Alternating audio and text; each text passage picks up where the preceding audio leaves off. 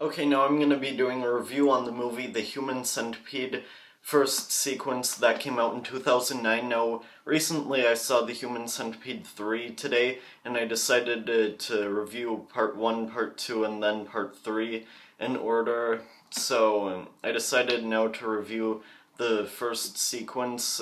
Now, this movie came out in 2009, and the first time watching it, I was in middle school, 7th grade.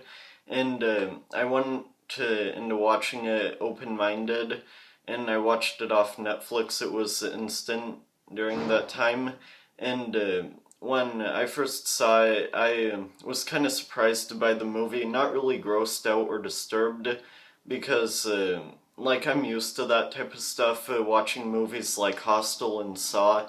And The Human Centipede wasn't really as graphic as part 2, but this movie, I liked it mainly for its originality, which is a problem with the third movie because it's really repetitive during that point. But, like, this movie, some people say that this movie is just complete shit and that it's not a good movie. There were a lot of people who were disturbed by this movie, but I wasn't really that disturbed. I didn't really care much for it being disturbing, except I liked how it was original. But the concept is pretty messed up, but it wasn't really as bad as the second one, where it's a whole lot more graphic. But this movie, if you get really disturbed easily by movies like the Saw movies, then I wouldn't recommend it. But if you don't get too disturbed, maybe it's worth watching.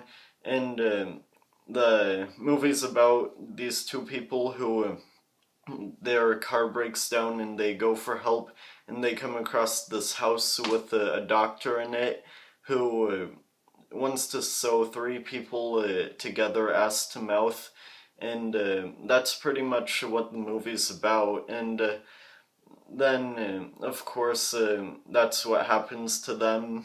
And most of the movie, it is kind of interesting, like near the end, like what happens, but I'm not gonna say the ending because I don't want to spoil it. But this movie, the main villain, the psychopath, the psycho doctor, I think he did good acting as a psychopath, and that's another good thing. But I'll briefly rate this a 3 out of 5 stars, a 6 out of 10 stars as a generous rating. So comment down below what you think of this movie, if you've seen it, and or if you haven't seen it, if you're thinking of seeing it. Any more questions about the movie, you can comment down below. And that's it for this review. Bye.